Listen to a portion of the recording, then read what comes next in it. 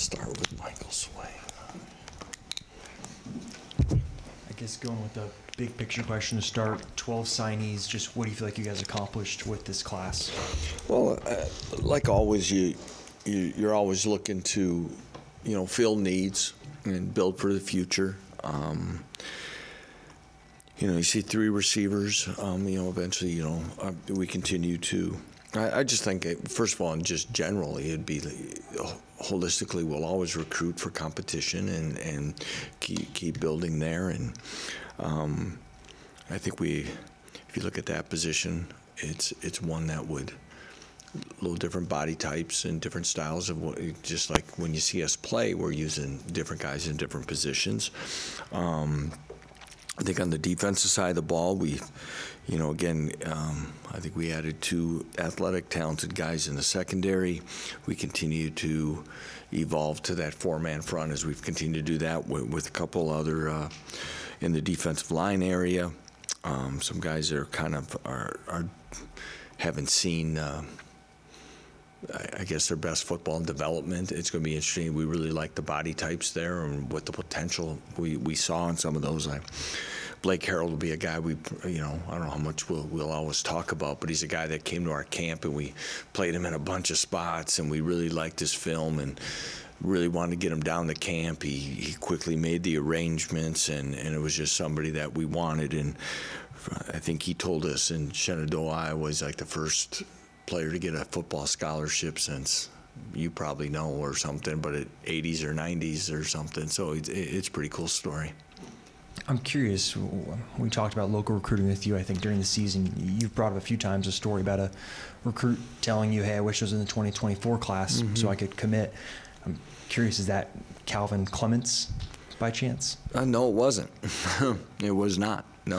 I'm curious that on the local front, how big is it to have 2 guys like Jaden and Calvin in this class? I think we were saying, in fact, I had to do another Zoom interview here before I came here, and same type of story came up is, the progress of the program, where we're at, and preparing for a bowl and everything we've talked about in this room for most of the fall, and especially the exciting beginning is yet in recruiting, relationships, decisions, feelings, all that start, a lot earlier. In fact, we had juniors here last week and have had them at games, and a lot of those things are already starting. So waiting for continued seeing, improvements in that. Sometimes, that was tough, as you hear people say, I see you getting better, but yeah, I think with the 2 local guys in Calvin and Jaden, I think being that close probably definitely helped with the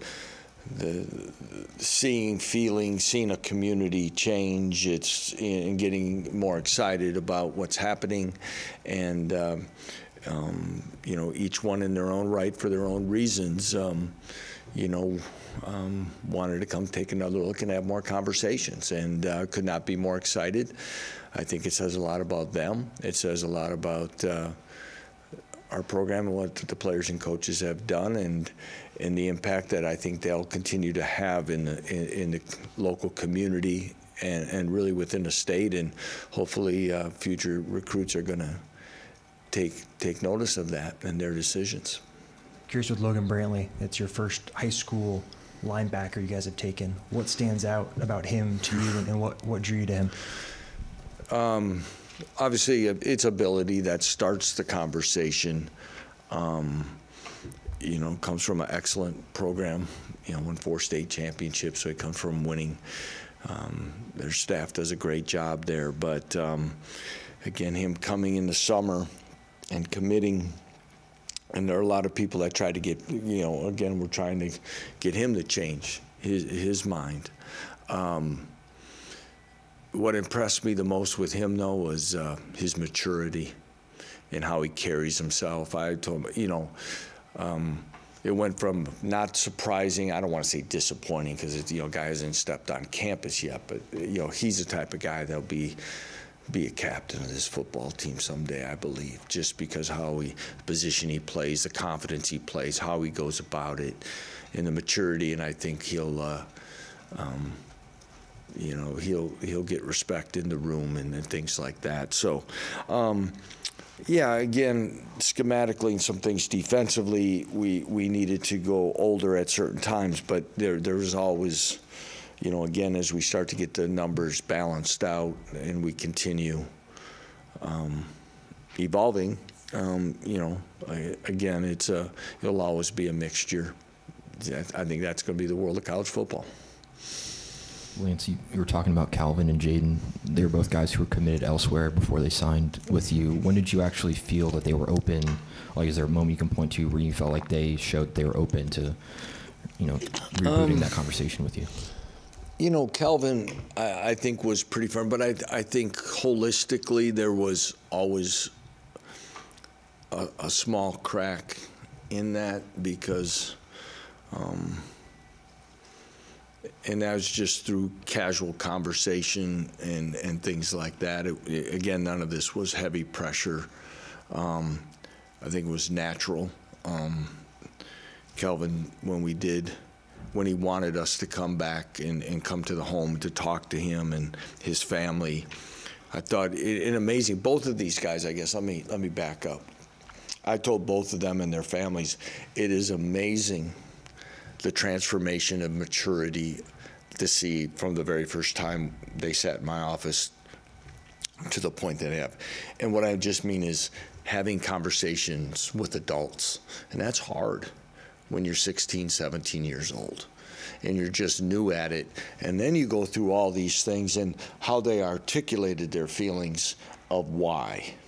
And a lot of things could come back to, we want to talk about success of the program, but they also talked about their family connections and the impact of their and other things in their lives, and it resonates, and that's when it's real, and it's not just about the visits and maybe stadium size or whatever, and again, I think the improvement of this program, close some gaps, and all of a sudden they started seeing some of the same things that they maybe saw at the other places. And then I would like to think and thank our administration, first of all, for their future commitments and making a stance to do that they could see some legitimate change.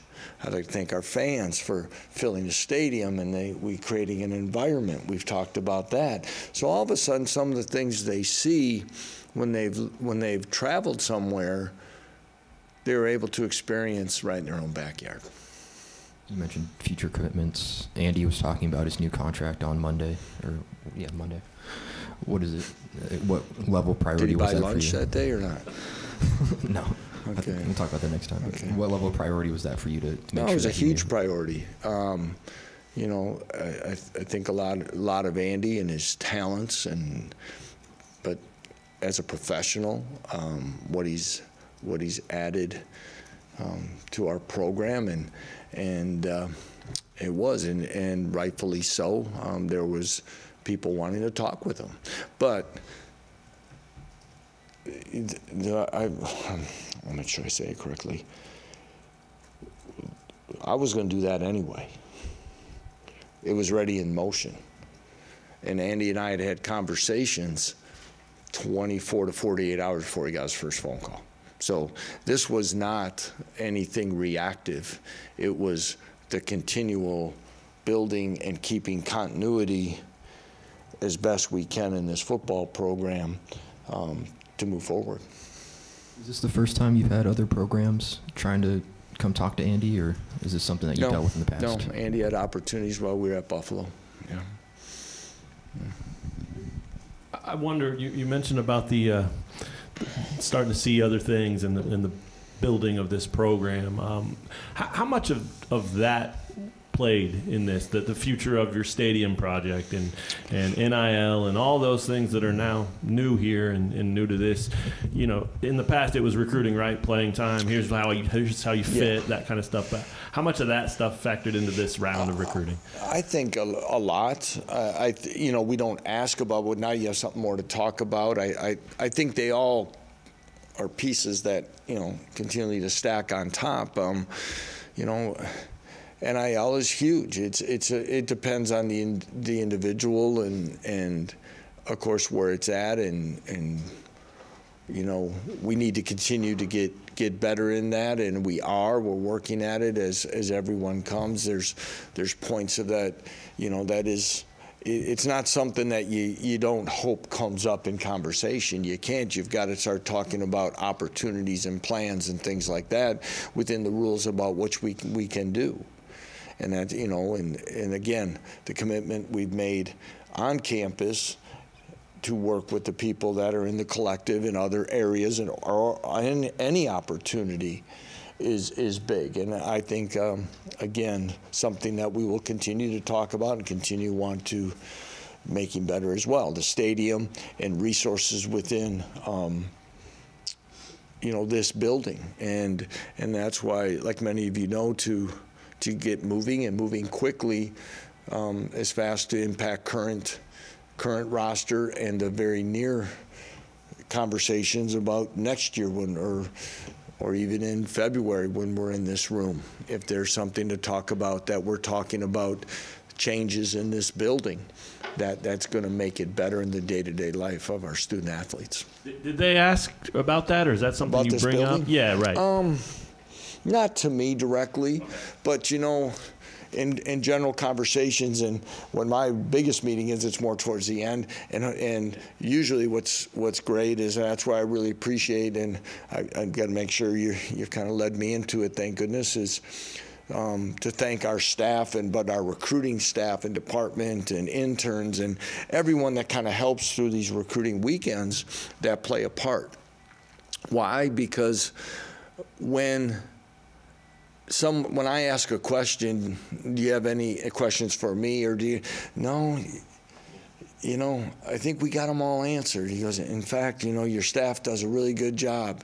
And I think they always talk about that we're always going to strive for, because, and naturally, is to be transparent and consistent. And it, you know, as I say, we're not trying to, it's not a sales job, okay? This is a thing. We're here to get players to pick a place for an education and a great opportunity to play college football at the Power 5 level. So with that, and the nice thing about it is when you hear a family talk about the genuineness of your staff, and that's where you know that there's not a rehearsed answer, and it's amazing, because these young men are getting around people a lot sooner. You know, I had a high school coach tell me about it. He goes, you know, he was saying about one of his players that happened to be his son. And he said, you know, I let my son go in there now by himself because he can filter. And people can tell what's rehearsed and what's not, what's real, what's not, a lot better than ever before. And a lot of times that helps balance, you know, the equation for programs like us. Can I ask one other aspect of all these developments this year affecting the recruiting process? What about with coaches or athletic directors or administrators?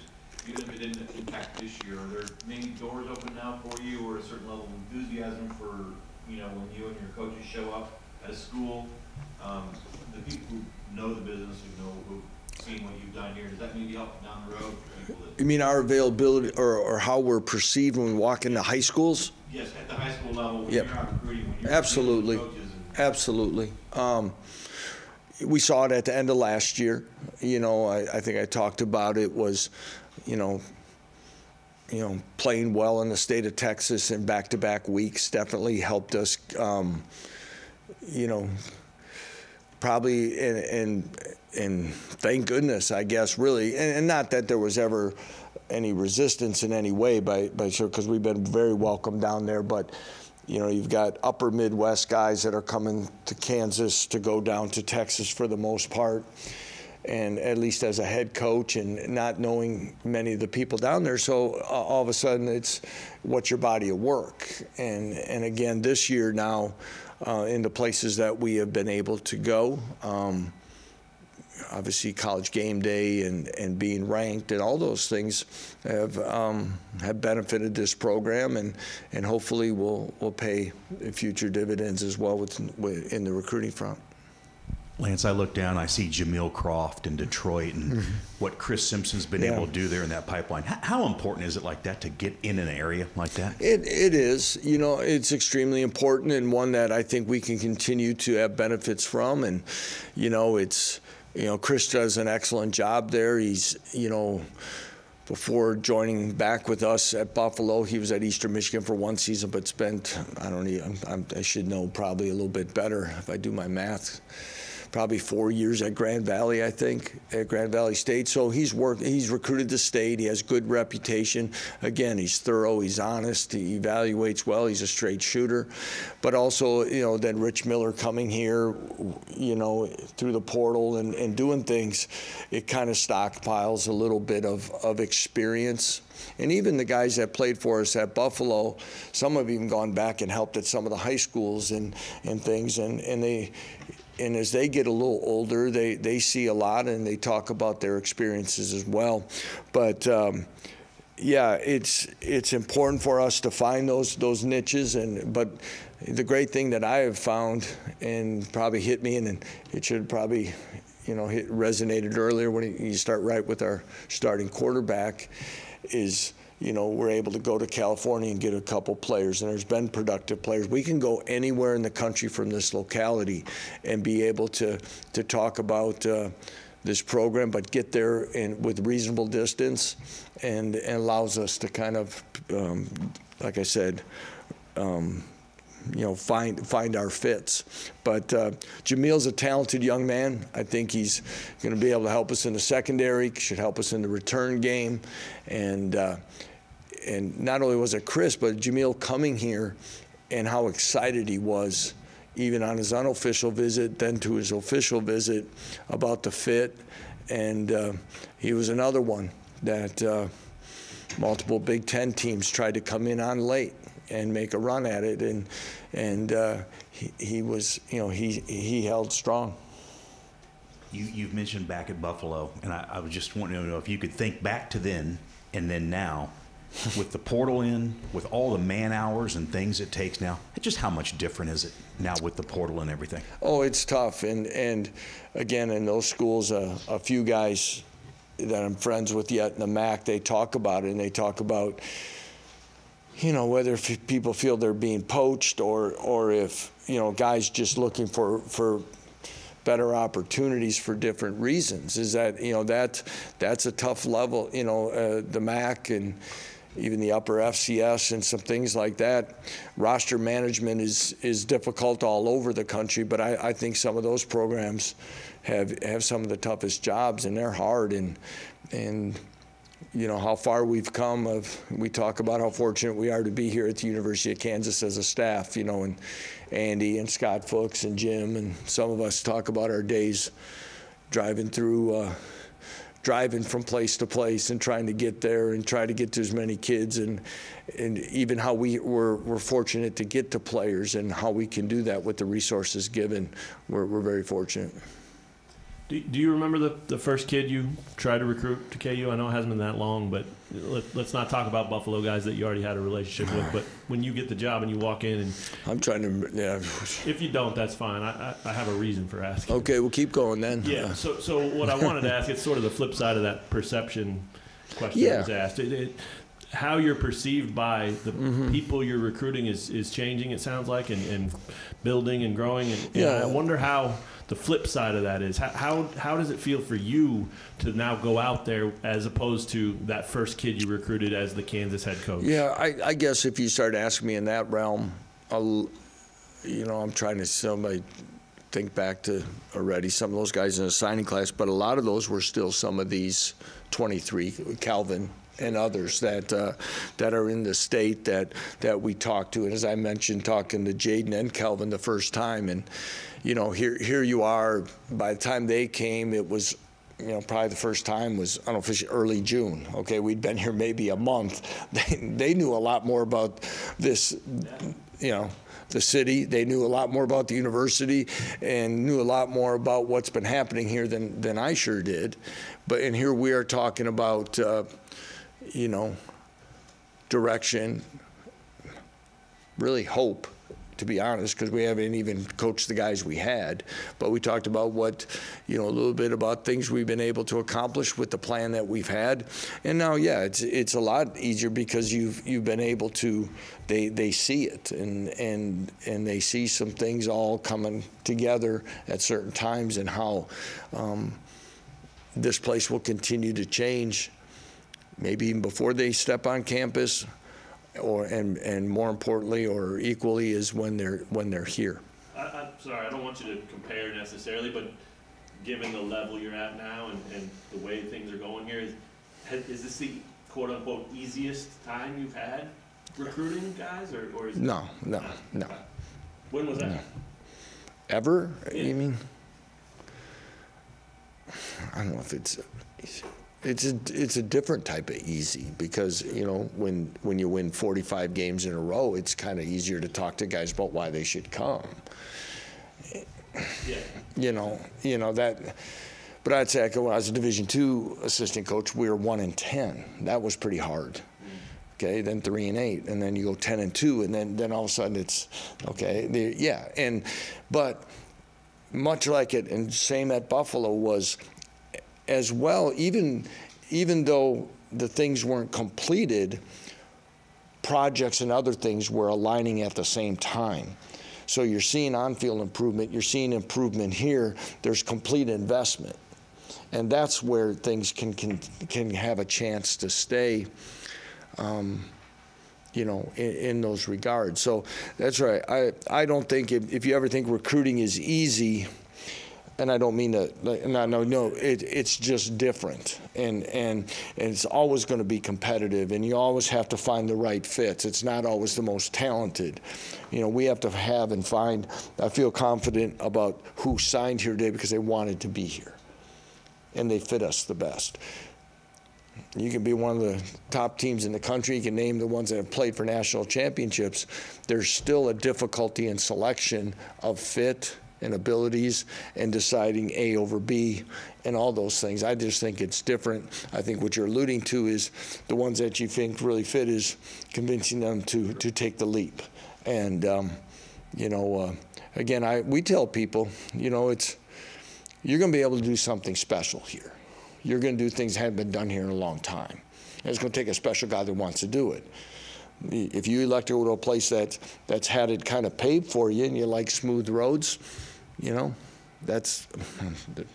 can do that. But at the same time, you want to be part of something that you're going to be able to talk about when you're closer to my age and be darn proud of. Those are the guys we want. I want to build off John's question a little bit. With the transfer portal, doing the National Signing Day, in-home visits on campus, is this December calendar in its current iteration, is this sustainable for college football? For college football it is. It may not be for coaches. There's only so many hours in the day and there's only so many places you can be, but there's always going to be somebody that's going to do it. Now, who and when and how long? That's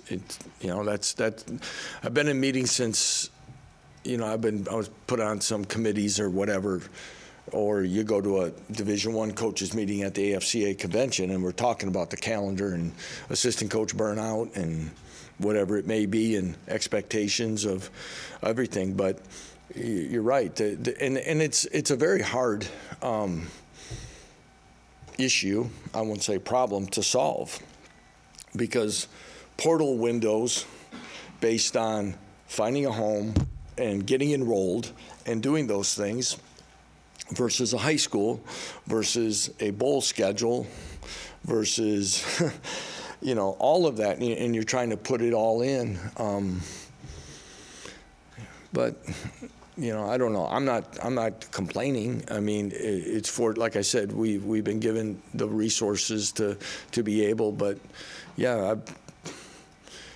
in 2 consecutive weeks, I was in a lot of states in a very short period of time. But, you know, there's, 4 years ago, though, we've had to do it where we did a signing day in the Bahamas and getting ready to play a game, but you're still trying to get signees and tying in and making sure that the internet works in a hotel, and you know, and people are doing it probably today somewhere, you know, but yeah, it's. I tell you what, though, I'm in, though, wherever I'm at on the energy meter right now, this is a lot more fun than last December. I'm curious with quarterback, do you view that as a need going forward into the late signing period at the high school front? We'll evaluate that. You know, we've got a lot of ways to look at that. And so not really in a hurry to go one way or the other, or honestly answer that because of those options. I like the options available. On that front, has Jason Bean made a decision on if he's going to use that super senior season yet? You know, Jason went through senior day and is trending towards moving on. And giving it a shot. So, but love to have Jason back, and we've had conversations, but at that point he's kind of heading in that direction now. But and then one more from me on the transfer front. I know you can't talk about specifics, but holistically, how do you feel like you guys have started this transfer window recruiting-wise? Fast and furious. I mean, the new way it was done. Again, I really take credit to the guys in the recruiting office, and Grant Murray, Billy Benoit, Scott Aligo, Greg Schwarzkopf, Rob Iannello, of course, is our general manager. It starts a lot there just of when, 700 guys hit it in 48 hours or whatever it was, to get eyes on people, to get initial screenings and then get it to people. It's crazy. And then you have coaches in all time zones, and then they're looking, and to say that your phone is going off all the time is really something. I'm really excited about some of the things that have transpired here of late. Again, excited for that to show in January when we can talk more about it, and of course, our goal is that we continue to maintain our current roster, and with that, so. All right.